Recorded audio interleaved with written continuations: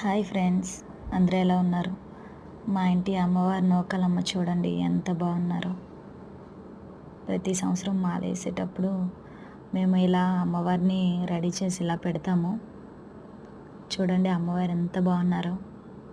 అలంకరణలో చాలా చాలా అందంగా ఉన్నారు. చూడండి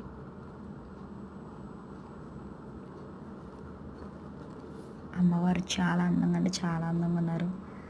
ఆ రోజు ఒక 21 మందికి తాంబూలం ఇచ్చాము.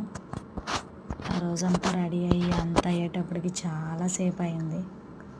చూడండి ఫ్రెండ్స్, మా సిస్టర్ పాపం అలిసిపోయి కూర్చుంది. అటు తిరిగి తనే కష్టపడింది అంతా. అమ్మవారిని రెడీ చేసి మొత్తం ఇదంతా తనే చూసింది. ఎలా ఉంది ఫ్రెండ్స్?